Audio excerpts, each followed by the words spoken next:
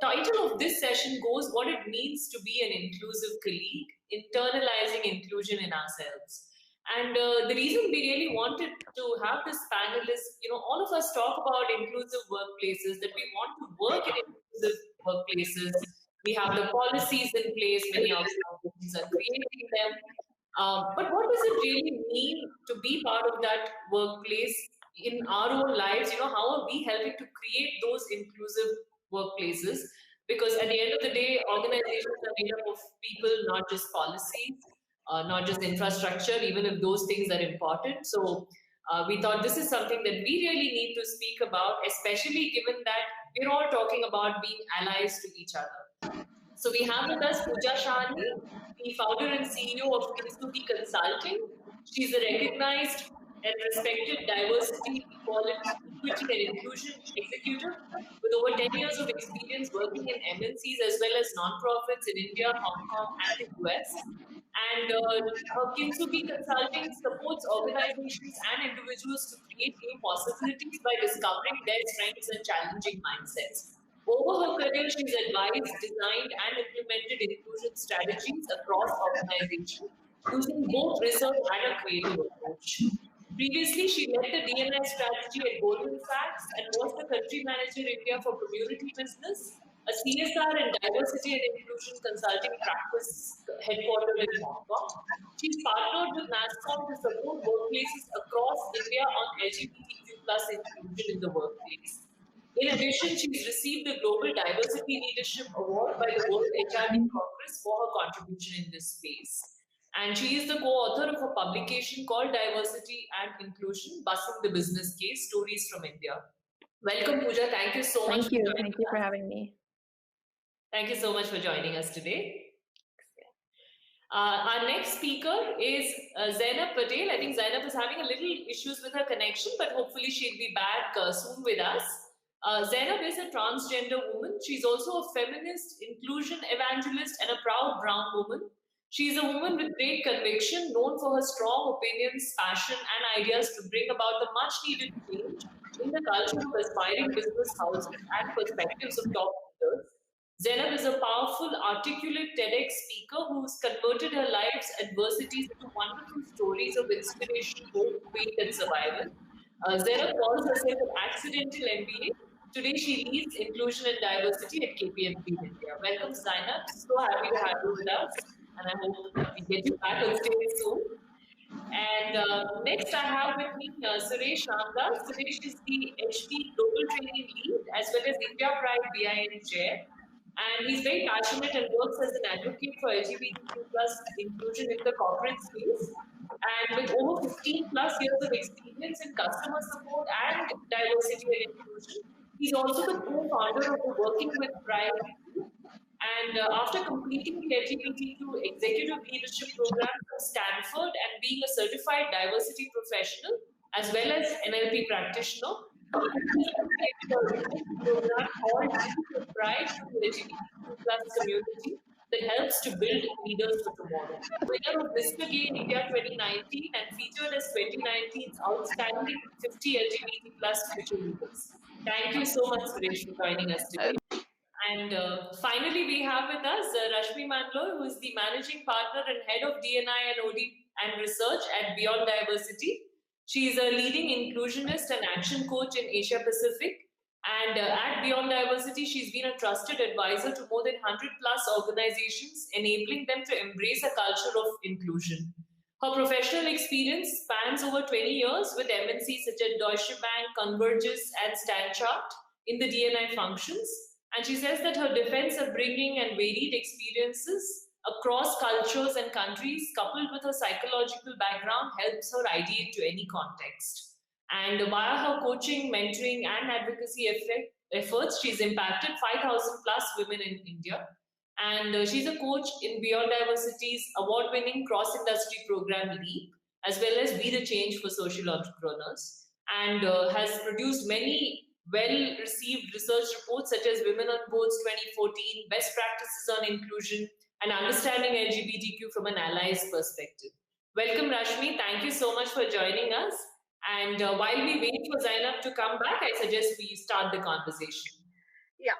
So excited to be here. A very good afternoon to everyone who's attending the session today.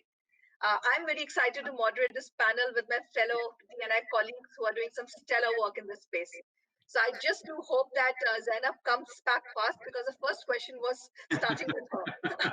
So anyways, okay, so the topic of discussion is remarkably interesting. It is putting the onus on us to be an inclusive person, a colleague. And why not? Because inclusion starts with I. Till the time we don't take the first step in understanding ourselves and how we react and act, we don't have any ground to point fingers at others. So today's session is going to be just plain speaking and hearing from a panelist who themselves are inclusive leaders in their own right, and aims to find out how they get it right in being inclusive and walking the talk on inclusion. We will be doing some storytelling, both from a personal and workspace context, and also look at some of the best practices around this DNI space. So, but before I wanted to, sort of get into the things, Zainab has come back, thankfully. I just wanted to know, diversity is great. Inclusion is where we are all, sort of trying to get in. But I just want to understand what is the meaning of diversity and inclusion. So, I just want some kind of, a yes or a no from from the audience will be great. I couldn't put a poll together because it was just a yes or a no, but if some other stuff can also be put on the chat box, that will be great. So diversity, as you say, is diversity is being invited to a party, but inclusion is where you are asked to dance. So that's the difference between inclusion and diversity. So diversity comes from the word diverse, which means differences, and inclusion comes from the word include, which means that including of everything. So till the time we don't actually end up including people, then inclusion, I mean, we can get various diverse kinds of people, but if we actually don't help them feel included and feel belonged, then inclusion doesn't happen. So this entire aspect of diversity and inclusion that we keep talking about, that is how, and that's why somewhere on the line we keep saying the DNI, diversity, then inclusion, then we say DNI, and people keep getting confused. So I thought, let me put a context about what DNI is, and then let's start this session. So, again, I have missed my first first panelist. So, Suresh, can I put you on the spot, and can I start with you to sort of understand? We were talking about belongingness as well. We're talking about diversity. So, what impact do exclusive behaviors have on individuals, especially on the feelings of belonging? And is it fine if you could share your story, because I think then we'll be able to understand it better. All right. Yeah, I was actually thinking of so many things which what Zainab is going to say. Now I have to go ahead and reintroduce or talk about that, but that's absolutely fine. Um, so for me, I think my story goes from a place where, I mean, it's not easy in a country where, or in the world where, same-sex love is considered unnatural, a sin, something which is disgusting as well. So I come from that place. So a lot of them come from that place where it was a struggle initially. I wouldn't say it was a easy path, where the struggle is still there for many people. I struggle in various other aspects, but from an aspect of self-acceptance, that has been a long journey. And along with that, there are so many other aspects which kind of really intertwine as well. But I think it's kind of unthreading or undoing some of those process, which is a lifelong process, I would say. And for me, I think with all the kind of conversations that are happening outside in the society as such, that you don't exist, and you people are wrong, not right, it was a tough task for me. And I think the first task that came upon for me, or the realization came upon me, was me coming out to myself. I think that was one of the key moments for me to, accept myself for who I am. Before getting into the whole social acceptance, I feel that, accepting ourselves is very important. And I think that started off with the journey. Though I knew that it's not going to be easy, it's going to be very, very tough. there were times that I wanted to, just put an end to all of this, but something made me continue and say, you know what, I've got to do this and I've got to move on because this is just one life that you have. So let's make some good use of that. And that's how it started. But because of the environmental, I mean, because of the society and all of that, I never wanted to talk about my personal feelings because I was scared of being judged. And especially at workplace, if I have to talk about workplace front, as I have been with this, I've been with HP for the last 16 years, but for the last 10 years, out of that 16, 10 years, I was very much in the closet because of my personal reasons. It's not that the organization wasn't there, but I was very scared. What is going to happen to me? What is going to happen to my career? What people are really going to talk about, think about me. All of that conversations were, putting me right back in the closet. So 5 days a week in the closet and 2 days a week I was out of the closet. So that's how my life was.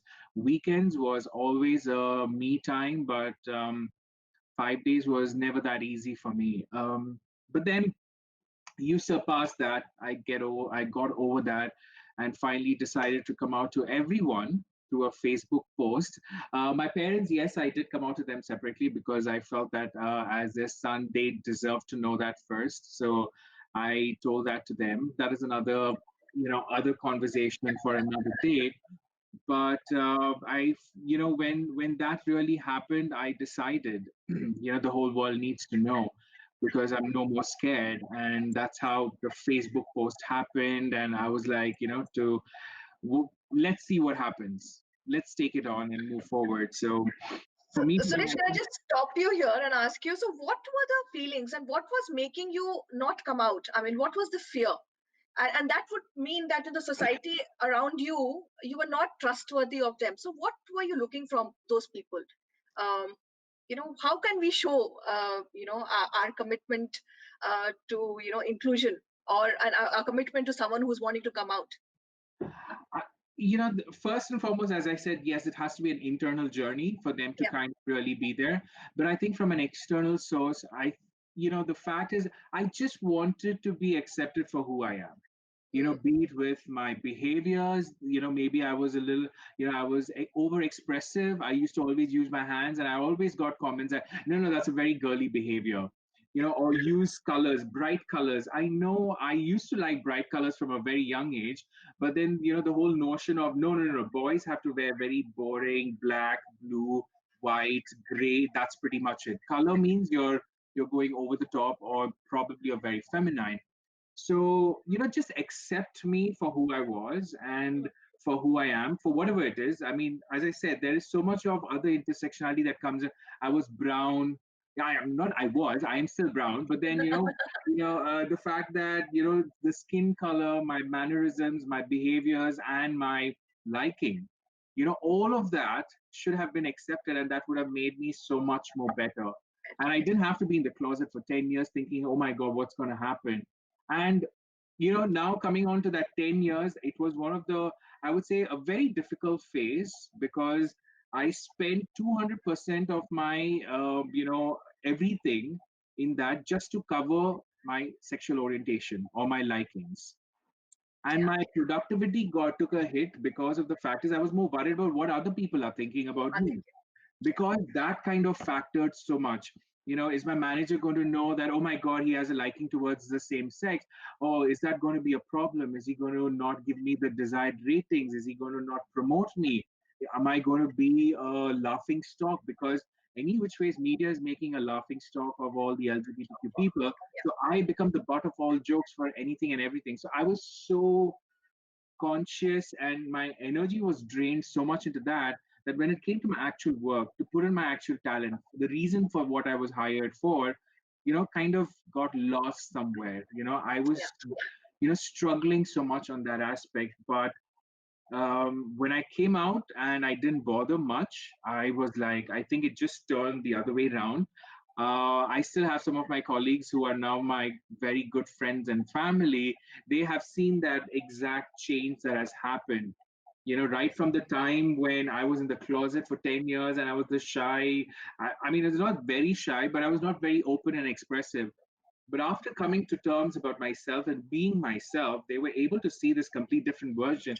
And everybody was asking, where the hell did this person go? Why didn't we get to see this side of you for the last 10 years? But then they also understood when I kind of made them sit down and talk as to, you know, I had my reservations about y'all, as even my friends, my closest friends, colleagues were, taken aback that, why did you have to be in the closet? We would have accepted you for who you are. Yeah. But And that's what I was asking. So Suresh, I'll just stop you here and I'll get Pooja into the picture here right now. So Pooja, I mean, you've been, sort of managing DNI from a consulting perspective. You've worked in Hong Kong, you lived in Hong Kong, and you lived in India. And you also worked, more recently, you were working in an organization. So what could possibly be the triggers for workplace non-inclusion? And this is from an LGBT perspective, but there are various forms of non-inclusion which happens in the workplace and in society as well. So what do you think are the triggers? So I think, thanks for that question, Rashmi, and Suresh, thank you for sharing your story. I love hearing it every time, even though I've heard it many times. And every time there's something new that I learn. So thank you for sharing that. So I think from a company standpoint, companies are in fact microcosms of societies, right? So it's no different from what's happening in society. I think what ends up happening is just a lot more concentrated within the spaces, so within the teams, within the organization as a whole. There are a couple of, I think, triggers that I don't want to use the word trigger, but I do want to say there are a couple of signals of whether an organization is inclusive or not. One is the language used. So whether if I'm looking to work in a company that is inclusive, I need to know that you have your equal opportunity policies up on your website. I need to know that your website is accessible. So there are certain external signals that will tell me that an organization is inclusive or non-inclusive, or at least is thinking about it in an inclusive manner. Sure. Once you're inside the organization, there are other things like the culture. Mm-hmm. Is there a culture that is supportive of different voices? If I want to say something that's rather controversial, is the culture supportive of that? Do I feel comfortable saying that? Do I feel, the buzzword these days, psychologically safe to be able to share some of those experiences with me?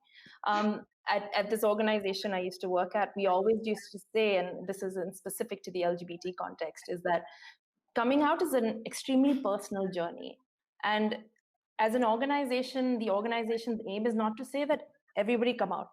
The organization's aim is to say that if you choose to come out, you know that your experience in the workplace will not change, that your aspirations within the workplace will not change. And I think that's really important, because for me, if I'm someone who fears that, having heard that and knowing that when I do come out or when I choose to come out in any way, it won't impact my career, it won't be a threat to me and my experience in the workplace, that's huge.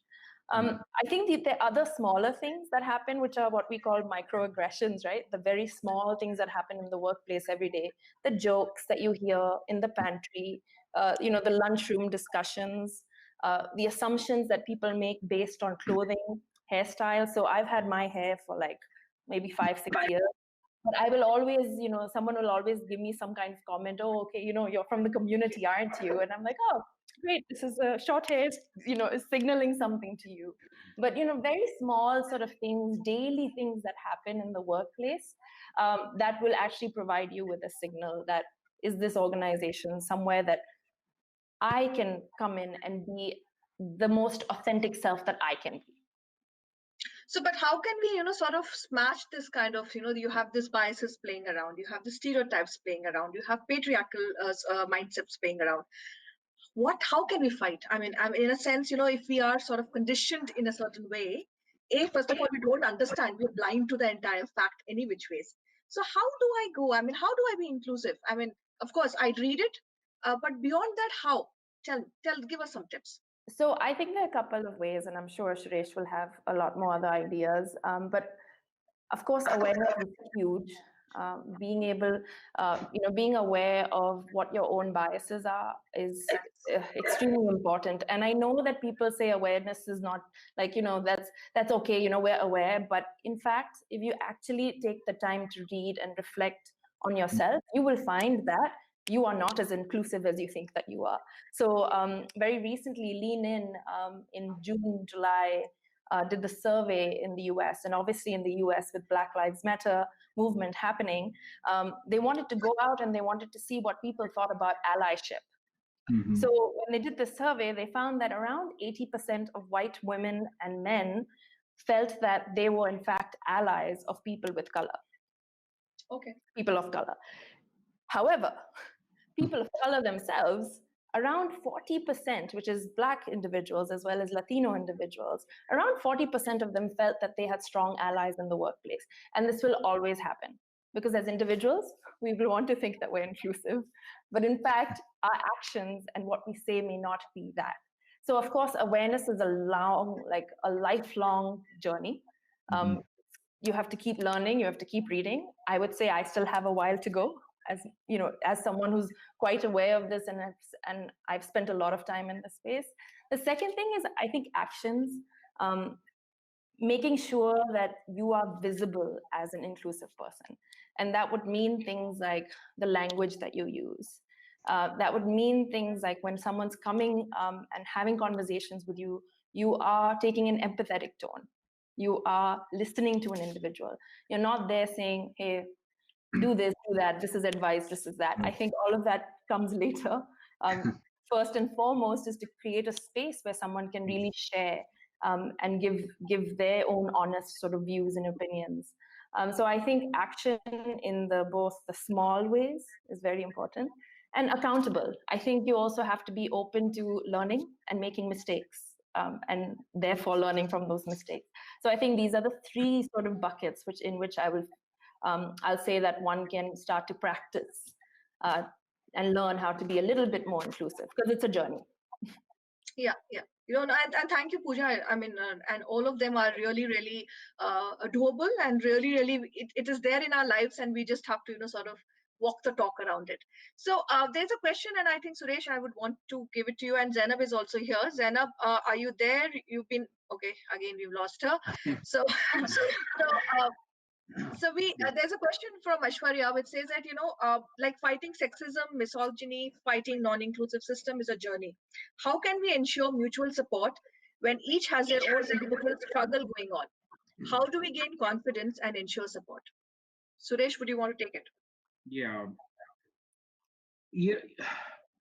I think as underrepresented communities, I think we all need to come together. I know our battles are different, our needs are different. Even within the LGBTQ community, the battles and the struggles that every segment have is different. Gay people have it differently, trans people have it even more different and difficult.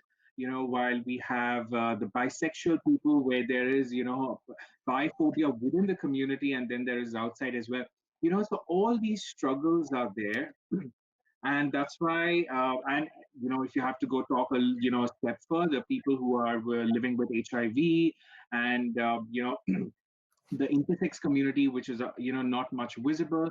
So if you see these kind of the communities which are there within the LGBT community have their own struggles. But I think we all need to find, that's why I think it's so nicely put by Pooja, allyship, which is so important. I know our struggles are different and our needs are different, but we understand that, hey, we do not have the same rights, or we're not given the same preference, we're not given the same opportunities. So that is our common thread, where we all come together, and we come together as a team, and then we fight out the common causes, and then branch out and do the work that we have to do for our specific communities. I think right now, if you see with section 377 moving away as well, being thrown away now, conversations are, yes, there is the marriage equality, the marriage conversation that is happening, but I think right now also the immediate attention that needs to be focused as a community is the trans bill, right, which is being passed. So as a community, we need to come together and focus, because they have been, the trans people have gone through so much, and they're still going through a lot more shit, right? Sorry, but then They're going through a lot of issues, and now with this bill introduced, it's going to be even more bad. So how can we as a community come together?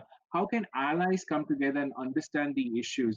And most of the times, I always feel that LGBTQ community people and women, for some reason, get along well so much because they understand what it's not to have certain things, right? So we all need to come together and really, have those conversations, get those conversations on board, and take it forward. Yeah. So no. So that's absolutely right. So you did talk about coming together.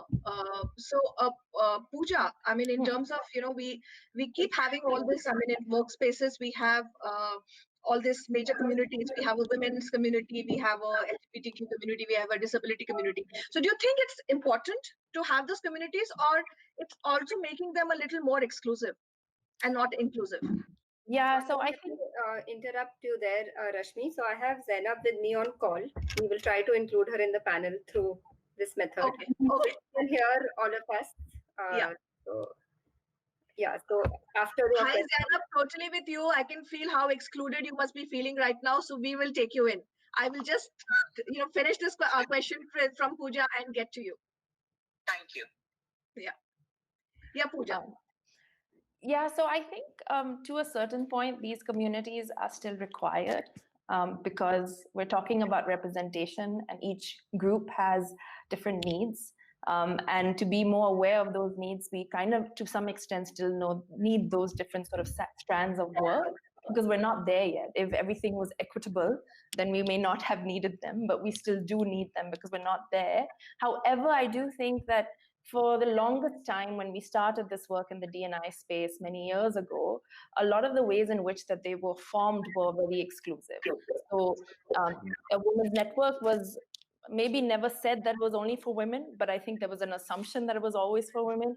The LGBT network were always, maybe if you're from the community, then you're in the LGBT network. And so I think some of those assumptions need to be broken up. For sure. It needs to be, because I was just looking at it. This is a women's web event. I hardly see any men. I mean, I went into the entire list of attendees, and I could only see female names. So I don't know. So where is it that we're coming from? Zainab, can you hear me? Yes, I can. Yeah. So we've been talking about how we can internalize inclusion. So what are your views? Can inclusion be actually internalized, and how can that happen in the workspace now? And if you could tell us more from a gender context, because we have a lot of women on the call, that would be great. Thank you. I personally think, looking at being a trans woman, and someone very interestingly said, I couldn't make out the voice who said that, how you must be feeling excluded. Actually, I felt very included because all of the last 40 minutes, I felt different kinds of people trying to reach out to me to make sure that I'm pulled into the call. And finally, I am on the call with you all.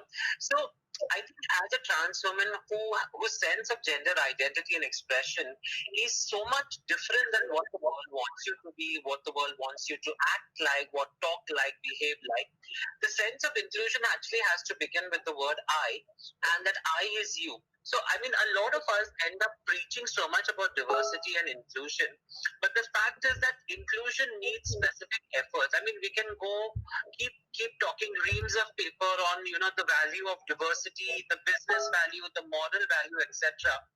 But unless you send the right kind of message by making inclusion a reality, real-time reality, all of the talk on diversity is not going to matter. Like, for example, a very interesting discussion that you just mentioned is the need for affinity groups and networks, and whether they still stand the relevance of time. For me, it continues to stand relevance of time because right until, 100 years from now, women voting or going for, going to get employment was considered, not going for women or voting or employment was considered perfectly normal. Until about 150 years from now, slavery was perfectly legal. Until about 70 years from now, being a transgender person was supposed to be a criminal offense, and you could be jailed for that. So I think the reason why we still need to step up this efforts is to consolidate our mobilization as people of historically marginalized groups, and that will continue to grow because both transphobia or misogyny, both have their roots in patriarchy. And unfortunately, that is something which is going to need really long-term solutions. So coming back to the issue of inclusion, unless you really go that extra mile and hire someone from a historically marginalized group, or hire someone from a person who is differently able or from a different orientation or ethnicity, the diversity quotient will never be achieved. And if you want to be truly inclusive, the journey has to start from within. That is my personal viewpoint, both as a trans woman, a woman in general, but as someone who leads diversity and inclusion at KPMG. Yeah, no, and absolutely great. So great words, because we have to push ourselves, because we are always in our own well. How can we push our boundaries? So to start thinking differently and start looking at things differently, then only we'll be able to actually, go towards a step towards inclusion. So both of on all three of you been talking about allyship along, as a big kind of a tool that we could start doing. So if I am a student, if I am somebody, I am not working, how can I show my allyship towards whatever minority community that I would want to support, and I want to be showcased as an inclusive individual? Who would want to take that? Pooja, Suresh, Zainab? Pooja? Actually, I just want to, before we share, I just want to kind of define what allyship is, because I think that's something that we also need to get clarity on, because it's a buzzword, but many times again, we don't really know what these buzzwords mean. So for me, and this is something that I've been really thinking about, is what does allyship mean? And I recently read an article in which was very, very well framed. So allyship is really about individuals recognizing certain aspects of their identity that gives them more power and influence over another person's identity. So it's this idea that what parts of who I am gives me more power and influence, and thereby gives me a voice on the table to be able to advocate for individuals, to be able to change things for other individuals who may not have that voice. So I think it's really important to understand then, within that context, what kind of actions can we actually do? So I just wanted to put that out before we share. So I'm going to stop now, and Suresh and Zainab. Like for women, I think women need to, one is sponsor and look out for other women. But if I were to actually ask you in very common speak, that being an ally is not a noun, but is actually a verb.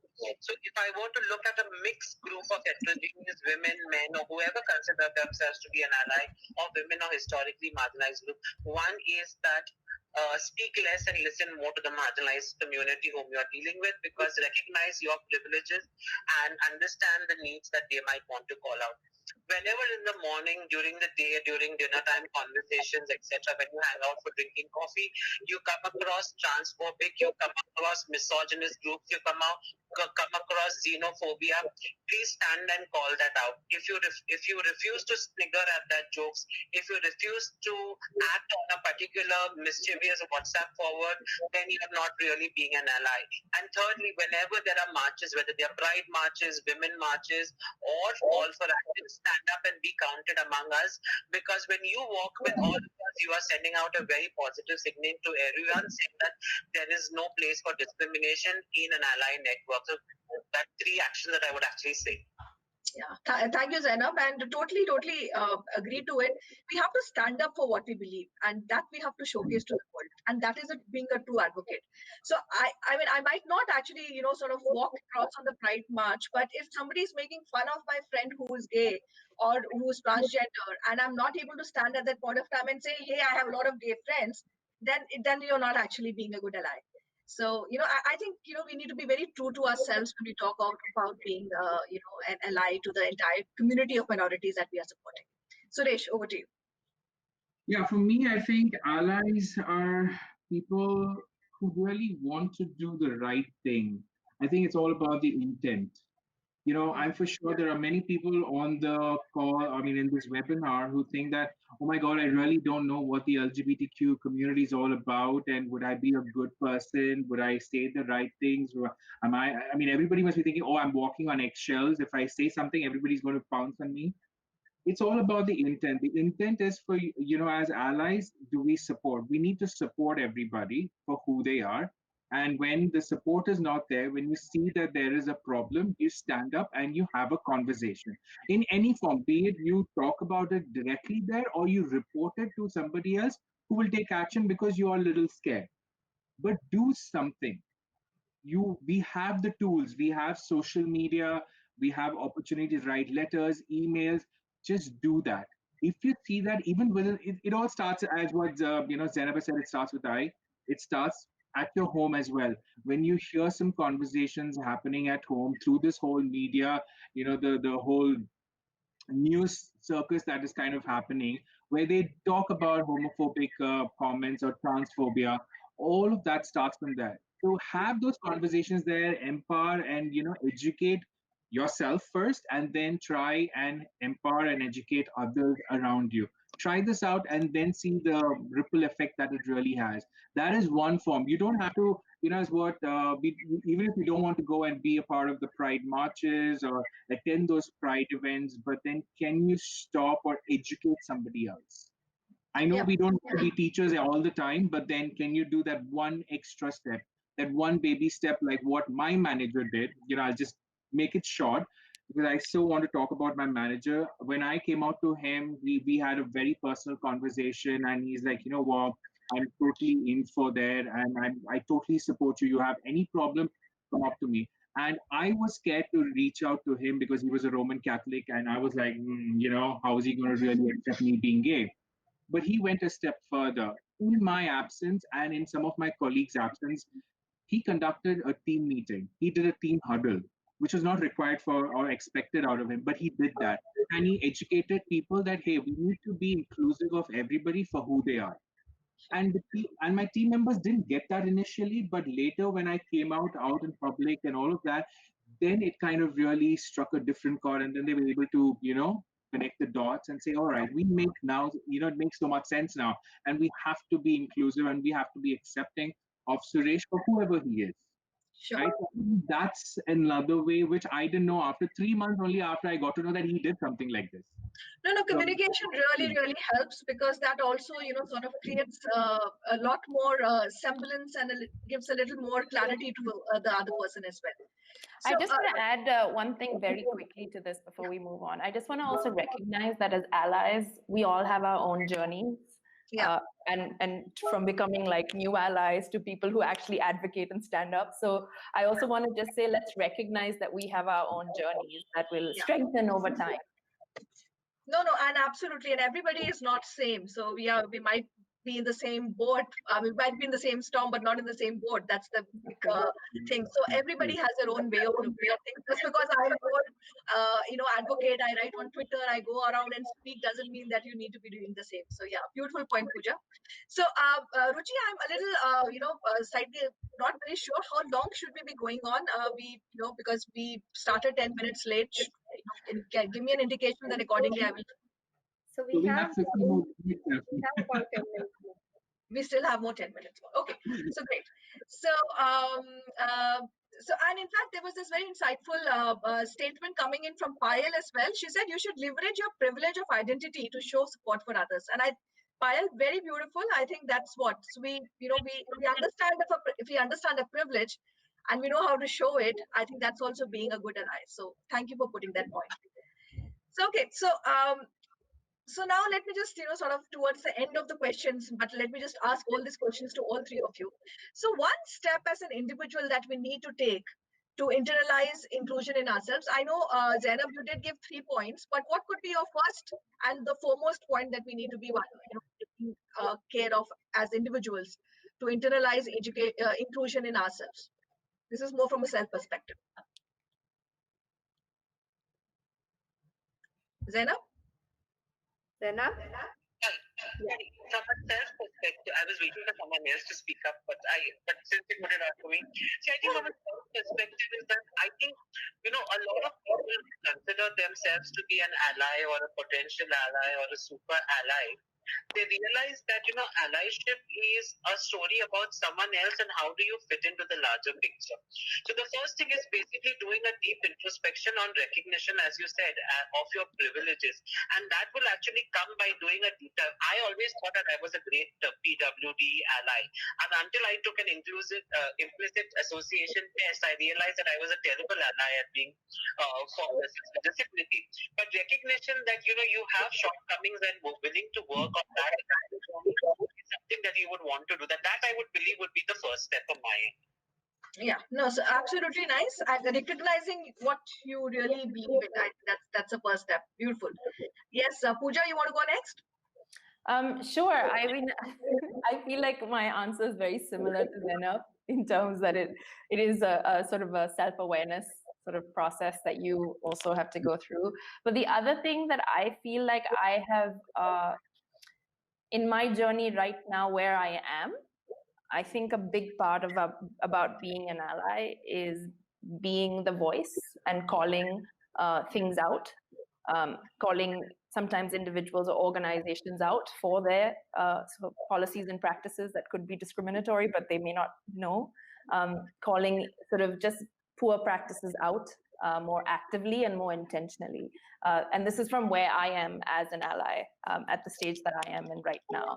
And I think that's something for me personally, which is, I've come to a point now where I feel that that's extremely important.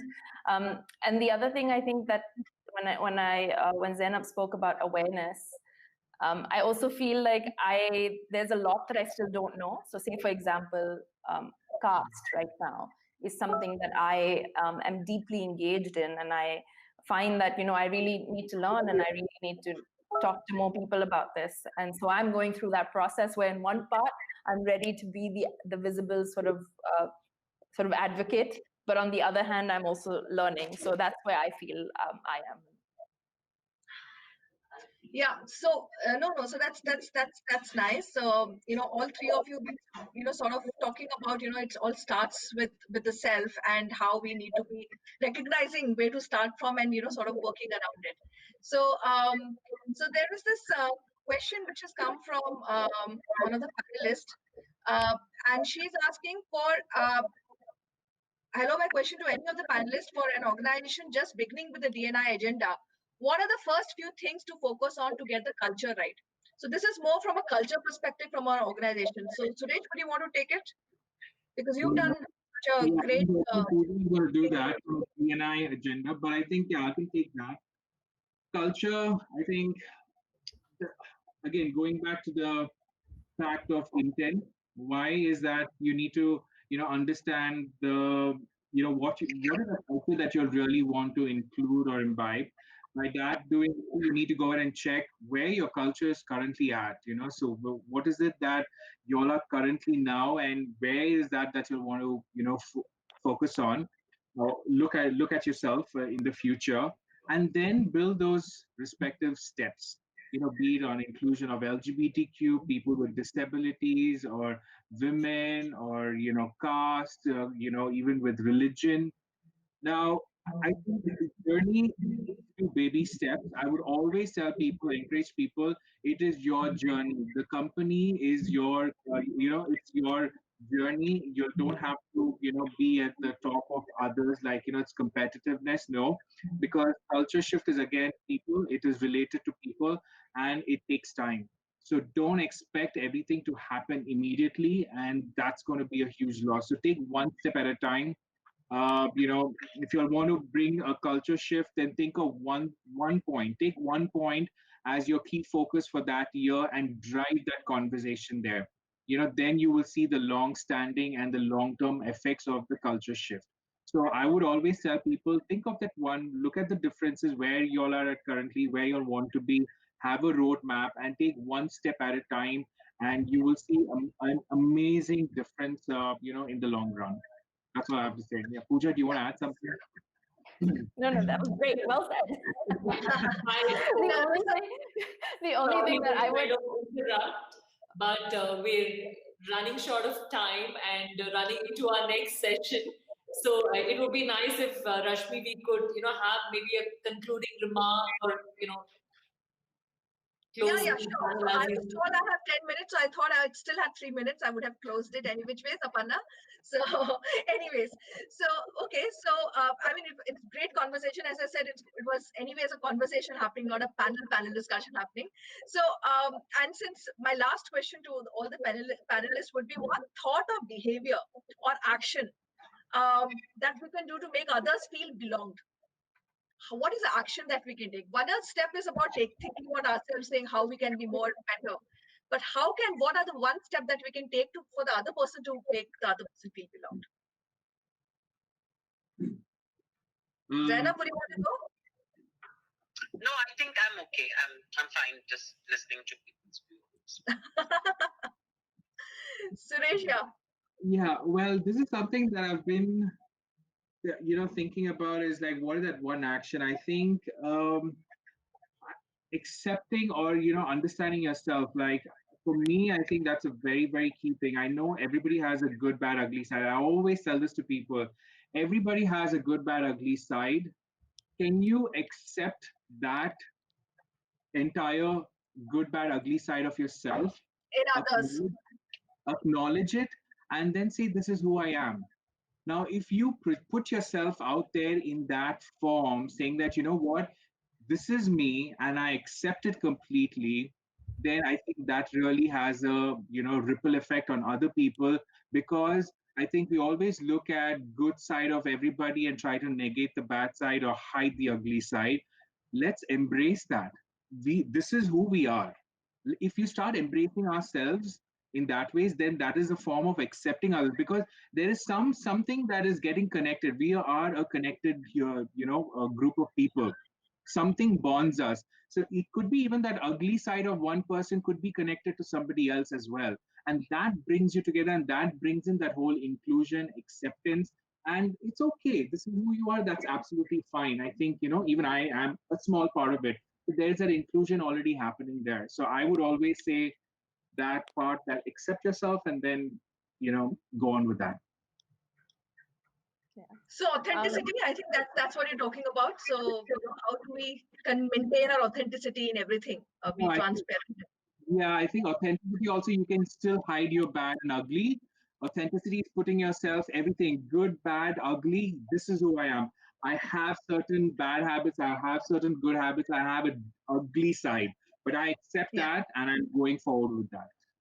Yeah. Quickly, last few words from you, Pooja, and then we close the session. No, I think, Suresh said it really well. And the only layer that I would add for me is being vulnerable and being open to being vulnerable, which is the other side, that the other layer to being authentic to myself. Okay. Thank you so much, people. And it was great having a conversation with you. Over to Aparna. Thank you so much, Rashmi, Suresh, Pooja, and of course, Zainab. And thank you, Zainab, for making it on the panel despite all of the tech issues that you had. And thank you, Ruchi, for bringing Zainab in. And it was just wonderful listening to all of you. For me personally, I think what Zainab said, that we all think that we're great allies, but we're all actually learning. If there's one thing that I personally am taking away from this session, it is really that we're all learners on this journey. And if we have that intention, as Suresh also mentioned, that if we have the intention to be that ally and continue learning, I think all of you spoke about it. I think that's something we can all really take back. And thank you so much for leaving us with a whole lot to think about. I don't think any of us can say that we've got it all sorted.